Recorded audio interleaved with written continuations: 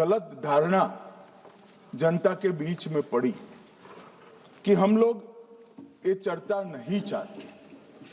माननीय अध्यक्ष जी, मैं स्पष्ट करना चाहता हूं, संसद ये देश का चर्चा का सबसे बड़ा पंचायत है और हम भाजपा वाले, एनडीए वाले चर्चा से कभी नहीं भागते। कोई भी मुद्दा हो, संसद के नियमों के अनुसार चर्चा के लिए हम तैयार रहते हैं। हमने 2 दिन तक विपक्ष के चर्चा करी कि इसको बाद में किया जाए, 2 सत्र बाद में किया जाए, मगर नहीं माने। हमने हाँ भर दी। मेरा दायित्व है मान्यवर कि हमने क्यों ना बोली थी। ना बोलने के 2 कारण थे। एक कारण था कि चर्चा गहन पुनः निरीक्षण के नाम पर वो मांगते थे, एसआईआर के नाम पर मांगते थे। मान्यवर, मेरा बहुत स्पष्ट मत है कि एसआईआर पर इस सदन पे चर्चा नहीं हो सकती है, क्योंकि गहन पुनः निरीक्षण की जिम्मेदारी भारत के चुनाव आयोग की है। भारत का चुनाव आयोग और चुनाव आयुक्त ये सरकार के तहत काम नहीं करते। अगर जब चर्चा होती है और कुछ सवाल खड़े किए जाएंगे तो इसका जवाब कौन देगा? मान्यवर, जब उन्होंने कहा कि हम चुनाव सुधार पर चर्चा करने के लिए तैयार है, हम तुरंत मान गए और आज चुनाव सुधार पर ही चर्चा हुई। मान्यवर, लगभग 63 प्लीज मान्य दादा बीमार हो, मैं समझ रहा हूं, मगर बीमार ज्यादा हो तो घर पे रहा करो, यहां सदन का माहौल मत बिगाड़िए। मान्यवर, 63 सदस्यों ने प्लीज ऐसे माहौल ठीक रहना चाहिए। व्यक्तिगत बात है मेरी और दादा के बीच में, माहौल ठीक रहना चाहिए। मान्यवर, 63 सदस्यों ने पक्ष और विपक्ष से इस चर्चा में हिस्सा लिया है और जो चर्चा का समय हुआ था तय, उससे ज्यादा आपने समय लिया है। इसलिए भी मैं आपका धन्यवाद व्यक्त करना चाहता हूं। मान्यवर, चर्चा तय हुई थी चुनाव सुधारों के लिए, मगर ज्यादातर विपक्ष के सदस्यों ने एसआईआर पर ही चर्चा करी। अब चर्चा इन्होंने जिस तरह से शुरू करी है, जवाब तो मुझे देना पड़ेगा मान्यवर, और मैं मानता हूं उनको सुनना भी चाहिए। मान्यवर, इस एसआईआर पर, गहन पुनर्निरीक्षण पर एक तरफा 4 महीने से झूठ फैलाया और देश की जनता को गुमराह करने का प्रयास किया।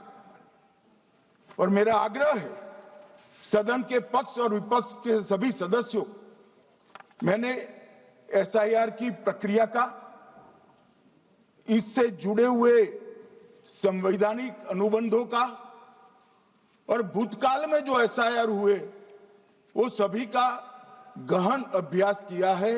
मैं आज आपके माध्यम से इस सदन को और सदन के माध्यम से पूरे देश की जनता को जो झूठ विशेषकर कांग्रेस पार्टी द्वारा फैलाया गया है, वो झूठ का मेरे तर्कों के हिसाब से जवाब देना चाहता हूं। आप बेटे बेटे ज्ञान मत दीजिए। मान्यवर, ये देश के संविधान में, मान्यवर, ये देश के संविधान से, संविधान के अनुच्छेदों से चुनाव आयोग की रचना हुई। एक प्रकार से चुनाव आयोग एक संवैधानिक संस्था है। संविधान के अंदर चुनाव आयोग का गठन, उसकी शक्तियां, चुनावी प्रक्रिया, मतदाता की परिभाषा और मतदाता सूची को तैयार करने और उसके सुधारने के लिए की शक्तियां, इसके बारे में स्पष्ट प्रावधान किए गए हैं। और मान्यवर, बड़ी विनम्रता से मैं बताना चाहता हूं कि प्रावधान जब किए गए तब हमारी पार्टी बनी ही नहीं थी।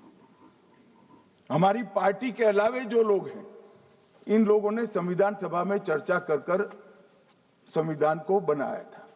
इसलिए ये पूरी चुनाव की प्रक्रिया जो संविधान के अंदर व्याख्यायित की गई है और आज जो हो रहा है, ये दोनों के बीच में क्या अंतर है और आरोप क्या है, इसको मैं जवाब देना चाहता हूं। माननीय, फ्री एंड फेयर चुनाव कराने का हमारा संविधान ने जिम्मेदारी चुनाव आयोग की तय की। मतदाता सूची बनाने की और मतदाता सूची में सुधार करने की जिम्मेदारी भी चुनाव आयोग को दी। अनुच्छेद संविधान के भाग 15 में अनुच्छेद 324, इसमें चुनाव आयोग का गठन, चुनाव आयुक्त की नियुक्ति, लोकसभा, राज्यसभा, विधानसभा, उपराष्ट्रपति और राष्ट्रपति, ये सभी चुनावों का संपूर्ण नियंत्रण संविधान ने चुनाव आयुक्त को दिया है। और चुनाव आयुक्त एक से ज्यादा हो तो इलेक्शन कमिश्नर को दिया है। अब 325 जो अनुच्छेद है वो किसी भी पात्र मतदाता को मतदाता सूची से बाहर नहीं रखा जाता, इसका प्रावधान करता है। मगर 326 एक गहन पुनर्निरीक्षण के लिए, एसआईआर के लिए बहुत महत्वपूर्ण है। क्या है 326 मान्यवर? इन्होंने मतदाता की पात्रता, योग्यता और मतदाता होने की शर्तें आर्टिकल 326 में तय की है। और वो शर्तें क्या है? सबसे पहली शर्त है कि मतदाता भारत का नागरिक होना चाहिए, विदेशी नहीं होना चाहिए। ये सबसे पहली शर्त है। और ये कह रहे हैं कि चुनाव आयोग क्यों ये कर रहा है? भाई, इसका दायित्व है इसलिए कर रहे हैं। दूसरी है 18 साल से ज्यादा आयु का व्यक्ति मतदाता बन सकता है। तीसरा, वैधता का निर्धारण मानसिक असमर्थता, अपराध और भ्रष्टाचार में संलिप्तता के लिए जो कानून ने समय समय पर तय किया है, इसके पर। तो ये 3 पात्रताओं के आधार पर भारत के मतदाता होने की बात तय होती है। और ये 3 चीजें किसने देखनी है मान्यवर? चुनाव आयुक्त को देखनी है। चीफ इलेक्शन इलेक्शन कमीशन मतलब चीफ इलेक्शन कमिश्नर और कमिश्नर्स ने देखनी है। और 327 में मतदाता सूची, सीमांकन, चुनाव संचालन और उसके लिए कानून बनाने की सिफारिश संसद को करने की सत्ता चुनाव आयोग को दी है। कल हमारे सदस्य मनीष तिवारी कहते थे गहन पुनर्निरीक्षण का इनको अधिकार ही नहीं है। आर्टिकल 327 पूर्ण अधिकार देता है कि मतदाता सूची इस व्याख्या के आधार पर बनाने का अधिकार चुनाव आयोग को है। मान्यवर, अब एसआईआर पर ही सवाल उठा दिए। मान्यवर, इन्होंने कहा कि एसआईआर आज क्यों हो रहा है। मैं इनको थोड़ा इतिहास और मान्यवर, एक नई फैशन हो गई है, इतिहास बताते हैं तो नाराज हो जाते हैं कि आप इतिहास मत बताइए। अरे भला, कोई भी प्रक्रिया, कोई भी देश, कोई भी समाज इतिहास को छोड़कर कैसे आगे बढ़ सकता है? इतिहास कोई भी समाज का महत्वपूर्ण अंग है। मान्यवर, हमारे लोकतांत्रिक इतिहास की शुरुआत 1952 से हुई। तो सबसे पहला गहन पुनर्निरीक्षण एसआईआर कब हुआ? 1952 में। एसआईआर की क्या जरूरत है वो कहते हैं, इसलिए मैं कहता हूं। तो उस वक्त प्रधानमंत्री कौन थे? जवाहरलाल नेहरू। किस पार्टी से थे? कांग्रेस पार्टी से। दूसरा कब हुआ? 1957 में फिर जवाहरलाल नेहरू प्रधानमंत्री थे, कांग्रेस पार्टी से थे।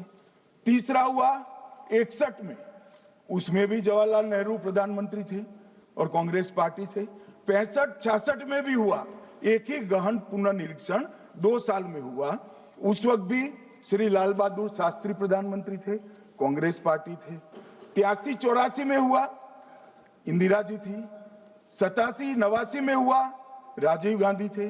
92-93-95 में हुआ, नरसिम्हा राव थे। 2002 और 3 में हुआ, तब श्री अटल बिहारी वाजपेयी थे।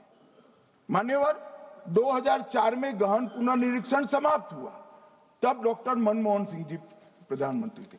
तो 2, 3, 4 का एक गहन पुनर्निरीक्षण हुआ, एसआईआर हुआ। उसमें 2 साल एनडीए के प्रधानमंत्री थे, भाजपा के थे, और 1 साल डॉक्टर मनमोहन सिंह। 2004 के बाद सीधा 2025 में गहन पुनर्निरीक्षण हो रहा है और इस वक्त हम हैं। एक पूरा गहन पुनर्निरीक्षण एसआईआर की प्रक्रिया का आज तक 2004 तक किसी भी दल ने विरोध नहीं किया है माननीय, क्योंकि ये चुनाव को पवित्र रखने की प्रक्रिया है। चुनाव के उद्देश्यों को, लोकतंत्र को स्वस्थ रखने की प्रक्रिया है। अगर लोकतंत्र में चुनाव जिसके आधार पर होते हैं वो मतदाता सूची ही प्रदूषित है, तो चुनाव कैसे साफ और सुथरे हो सकते हैं? समय समय पर मतदाता सूची का गहन पुनर्निरीक्षण जरूरी है, इसलिए चुनाव आयोग ने फैसला किया कि 2025 में इसको किया जाएगा। मान्यवर, एक बीच में एक घटना में जरूर कहना चाहूंगा। 2010 में एक चुनाव आयुक्त महोदय ने निर्णय किया कि रिटर्निंग ऑफिसर को मतदाता सूची में से नाम काटने का अधिकार नहीं है, और उसके बाद से किसी की मृत्यु हुई तो भी नाम नहीं कटते थे, कोई एक क्षेत्र से दूसरे क्षेत्र में गया तो भी नाम नहीं कटते थे। एक व्यक्ति का ट्रांसफर हो गया तो कोयम्बटूर से वो शिमले चला गया, भारत सरकार का कर्मचारी है, तो उसका नाम कोयम्बटूर में भी रहता था, शिमला में रहता था, क्योंकि 2010 में, मैं बताता हूं किसने, मैं बख्शूंगा नहीं, आप चिंता मत करो, क्योंकि 2010 में एक व्यवस्था हुई कि किसी का नाम नहीं काट सकते, और उस वक्त भी कांग्रेस पार्टी की सरकार थी। तो एक गहन पुनर्निरीक्षण क्या है? मानिए, एक गहन पुनर्निरीक्षण है कि जिनकी मृत्यु हो गई उनके नाम कट जाए, जो 18 साल से बड़े हो गए उनके नाम जोड़ जाए, जो किसी भी प्रकार से 2 जगह मतदाता है उनके नाम कट जाए, और जो विदेशी नागरिक है उनको चुन चुन कर डिलीट किया जाए। ये गहन पुनर्निरीक्षण।